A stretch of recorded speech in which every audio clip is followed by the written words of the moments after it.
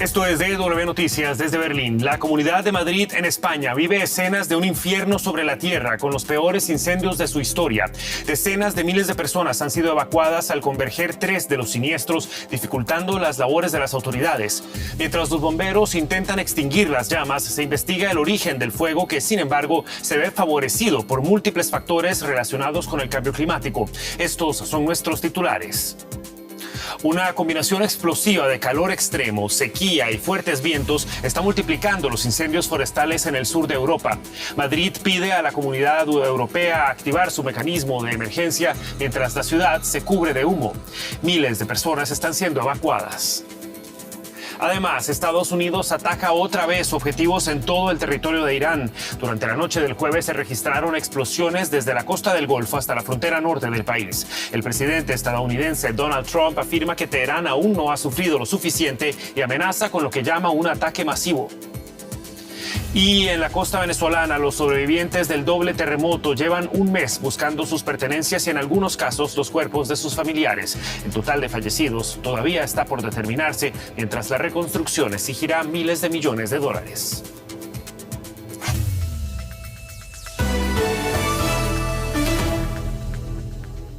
Los saluda Javier Arguedas. Gracias por estar con nosotros. La región de Madrid afronta el peor incendio de su historia. Los 3 grandes focos activos ya se fusionaron y han arrasado unas 6.000 hectáreas. Obligan a evacuar a cerca de 40.000 personas. El avance de las llamas amenaza a nuevos municipios, mientras el fuerte viento y las altas temperaturas complican las tareas de extinción. España activó el mecanismo europeo de emergencia y solicitó apoyo aéreo. 4 aviones procedentes de Grecia e Italia se incorporarán al operativo. Hasta el momento no se registran víctimas mortales. El devastador panorama obligó a España a pedir ayuda a la Comisión Europea, que anunció la movilización de 4 aviones contra incendios, una solicitud a la que Grecia ya respondió ofreciendo 2 aeronaves. Se espera que 2 aparatos más lleguen desde Italia. Mientras tanto, los vecinos de la comunidad esperan en los albergues de emergencia. Hoy no volvemos a casa y esperando a ver si podemos volver mañana, porque con las rachas de aire que se están levantando, no lo sé. Hemos tenido que dormir en el suelo, que al final pues no duerme. Pero bueno, gracias a los vecinos hemos podido comer, beber. Las imágenes de los satélites del programa Copérnico evidencian parte del desastre y ayudan a dar una mejor respuesta sobre el terreno. Hasta el momento ya se han calcinado 9.000 hectáreas en la provincia de Ávila y otras 6.000 en la Comunidad de Madrid. El temor de uno de los peores escenarios posibles se ha cumplido. La unión de los incendios que afectaban a la Comunidad de Madrid, el procedente de Toledo, también cerca de Madrid, y el de la localidad madrileña de San Martín de Valdeiglesias, que forman ya un único incendio. Las autoridades han declarado que las próximas 24 horas serán muy complejas por las fuertes rachas de viento y que será imposible parar el fuego hasta que no cambien las condiciones meteorológicas. Más de 1.100 efectivos de la Unidad Militar de Emergencias trabajan en estos incendios, a los que se unen otros 1.000 de Guardia Civil, Protección Civil y las brigadas de refuerzo de incendios forestales. El Sistema Europeo de Información sobre Incendios Forestales del Servicio Satelital Europeo Copérnico sitúa en 133.000 las hectáreas arrasadas en lo que va de año en España, una cifra 5 veces superior a la registrada en el mismo periodo de 2025. El incendio más grave se registró en la Sierra Norte de Guadalajara, que sigue activo y quemó ya más de 32.000 hectáreas, lo que lo convierte en el segundo más extenso en España desde que hay registros. Y nuestra corresponsal en Madrid, Nicole Riz, está dando seguimiento al transcurso de esta emergencia para nosotros. ¿Qué tal, Nicole? Muy buenas noches para vos. Entendemos que la Comunidad de Madrid ha entregado las potestades al gobierno central, sugiriendo que no puede atender por sí mismo esta emergencia. ¿Podés describirnos cómo es la situación en estos momentos en Madrid? Bueno, lo que se vive aquí en la Comunidad de Madrid es una situación inédita. Dos de los incendios se han unido a uno, es una grande frente de llamas que ahora está arrasando kilómetro por kilómetro y que hace que cada vez más personas tienen que ser desalojadas, tienen que irse a los centros de evacuación. De momento se habla de alrededor de 25.000 personas que están dejando sus casas atrás para evacuarse y aún 15.000 alrededor de ellos que se tienen que confinar.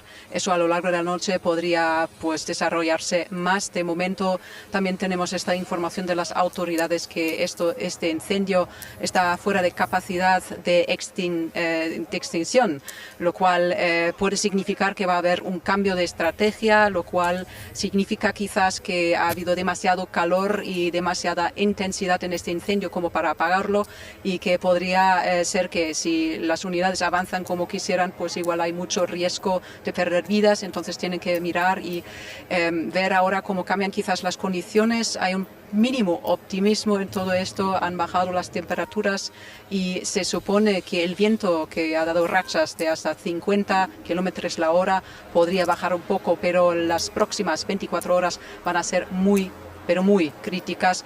Como ya he mencionado, es inédito, nunca hemos visto incendios de esta magnitud, y de estos dos que se han unido podría ser que se une uno tercero que viene desde Ávila, la próxima comunidad, y eso es un riesgo muy realista, lamentablemente, y vamos a estar muy pendientes de cómo desarrolla. De hecho, aquí en Madrid capital, la nube de humo se percibe, está encima de mí, de hecho, y eso ya desde hace 2-3 días. Nicola, en las últimas horas se han producido arrestos relacionados con los incendios. Brevemente, ¿hay indicios de cuál podría ser el origen de estos siniestros? Bueno, es difícil de decir a esta hora qué ha provocado los incendios. Se ha detenido una persona en conexión a uno de los incendios en Ávila y hay otra persona que está bajo investigación también en la misma zona. Hay sospechas de que se podría haber usado maquinaria fuerte, que podría haber sido por una chispa. También hay algunas sospechas que se ha incendiado un coche, pero esto de momento no está confirmado.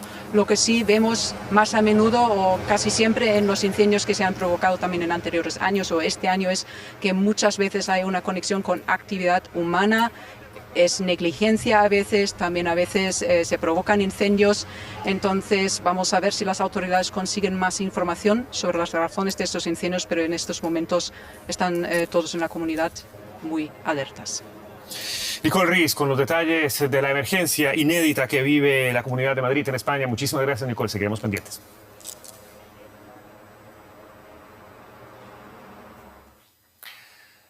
Y Artemis Cerdá es catedrático de Geografía Física en la Universidad de Valencia. Nos acompaña a esta hora para entender mejor la trascendencia de estos siniestros. Señor Cerdá, gracias por estar con nosotros y bienvenido a DW.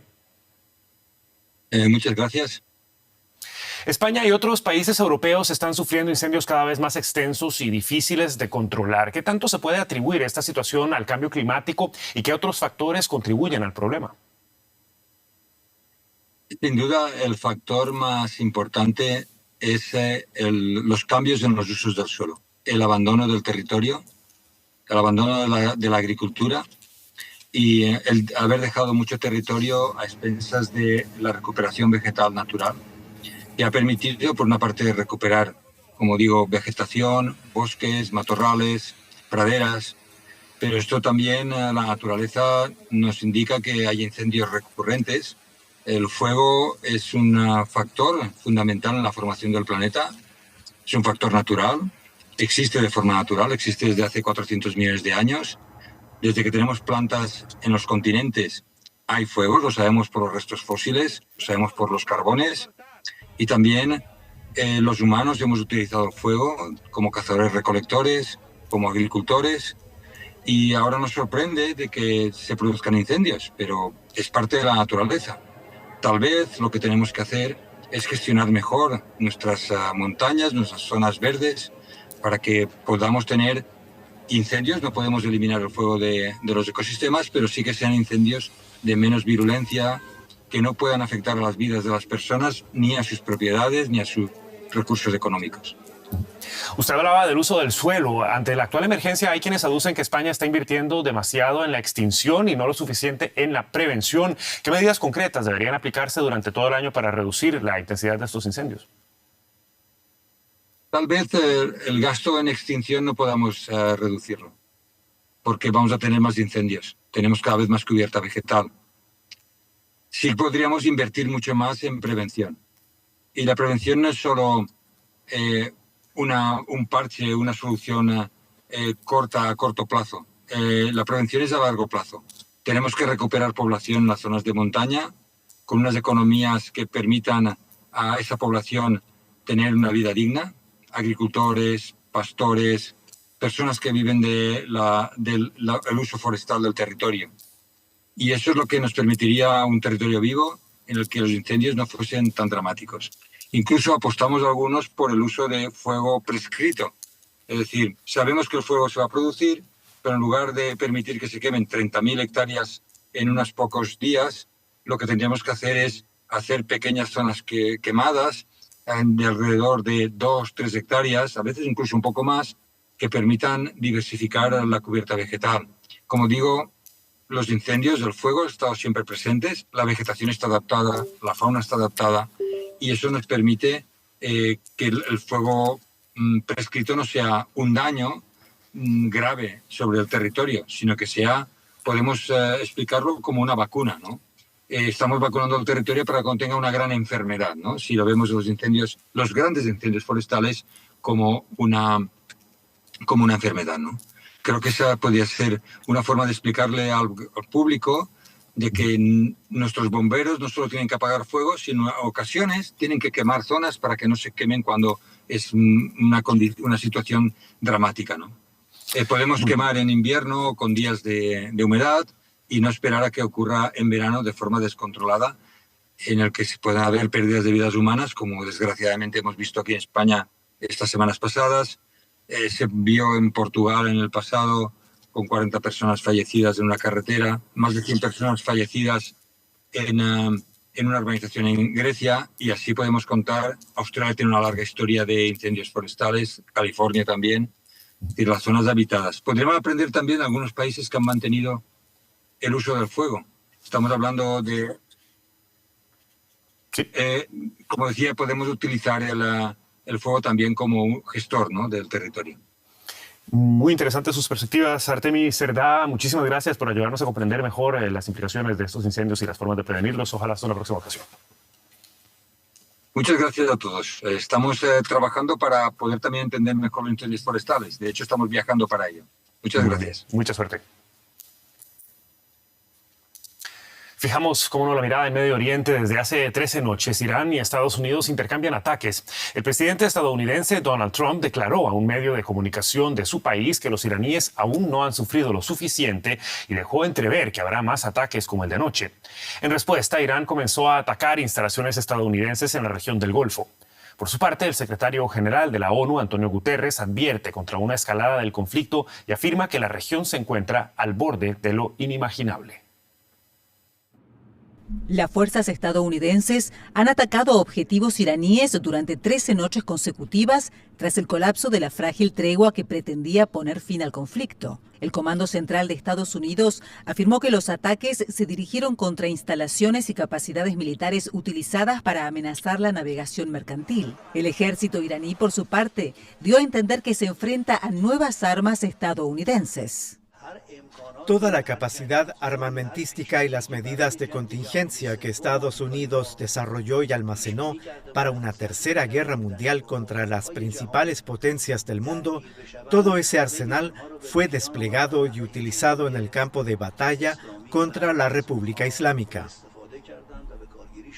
La última medida de Trump para intensificar la presión sobre Irán fue amenazar con utilizar los activos iraníes congelados para pagar los daños causados al transporte marítimo y de mercancías. El ministro de Asuntos Exteriores iraní calificó la amenaza como una provocación. Las Naciones Unidas también advierten de que las hostilidades entre Irán y Estados Unidos podrían escalar sin freno. La situación se está saliendo de control, está al borde de lo inimaginable. La región está siendo arrastrada hacia una espiral de confrontación cada vez mayor. Una crisis alimenta a otra y cada nueva escalada desencadena la siguiente. Por ahora, ninguna de las partes parece dispuesta a evitar la confrontación o la escalada. Tras los ataques del miércoles perpetrados por los hutíes, respaldados por Irán en el Mar Rojo, Trump ha prometido un castigo militar de gran magnitud para Irán. Han pasado 30 días y cada uno de ellos se ha hecho eterno para quienes esperaban encontrar con vida a un ser querido. Más de 5.000 muertos, 17.000 heridos y otras 17.000 personas que perdieron sus casas en tan solo segundos. Hace un mes, un doble terremoto sacudió Venezuela y convirtió ciudades enteras en escenarios de destrucción. En La Guaira, entre escombros, silencio y dolor, miles de sobrevivientes esperan a que comience la reconstrucción, conscientes de que, sin embargo, nada volverá a ser como antes. Ebrahim Badra camina por lo que fuera su apartamento durante los últimos 20 años. Adquirido con el esfuerzo de una vida, ahora está convertido en escombros. Un mes después del doble terremoto que sacudió Venezuela y acabó con la vida de miles de personas, intenta recuperar algunas de sus pertenencias para empezar de nuevo. Aparte de ese día ha sido muy duro, de verdad, porque yo y mi esposa quedamos tapiados y obra de Dios que quedamos ahí como una cúpula y realmente pude escarbar, había un boquete detrás mío y pudimos salir, pues, con heridas y todo, pero pudimos salir. Y después de ese día ha sido muy duro, de verdad muy duro. Tratamos de venir para acá de a ver si se puede conseguir algunos papeles, algunas pertenencias y es muy, muy difícil. La ciudad costera de La Guaira, a media hora de Caracas, quedó devastada. Pero Badra cree que pese a todo, la vida le ofreció una nueva oportunidad. Yo te voy a decir algo, esto se tiene que construir, pues, porque mucha gente vive aquí. O sea, ¿cómo? No lo sé. ¿Qué oportunidad nos van a dar a nosotros? No sé todavía, o sea, porque son puras hipótesis realmente. Venezuela deberá afrontar una factura que, según la ONU, podría superar los 37.000 millones de dólares. Una suma enorme en momentos en que carece de músculo financiero, institucional y humano para afrontarla, advierte el profesor de la Universidad Central de Venezuela, Manuel Sutherland. El doblete sísmico lo que ha hecho es empeorar una situación dramática en cuanto a servicios públicos, en cuanto a posibilidades del Estado cubrir las necesidades elementales que un Estado pudiera cubrir.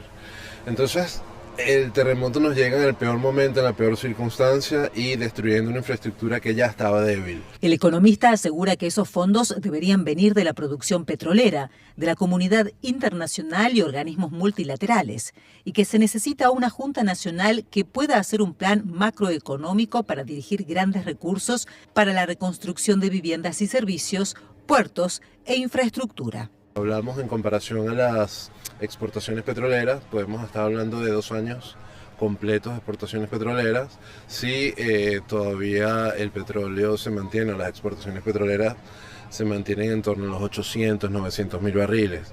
Aquí hay otro problema, que es que Venezuela ha perdido toda independencia. Venezuela es prácticamente un protectorado estadounidense y todo el dinero de la exportación petrolera va a un fondo en Estados Unidos. Para el especialista, Venezuela necesita además recuperar lazos con el Fondo Monetario Internacional, el Banco Mundial y la Confederación Andina de Fomento, además de buscar un proyecto de resiliencia colectiva para el futuro.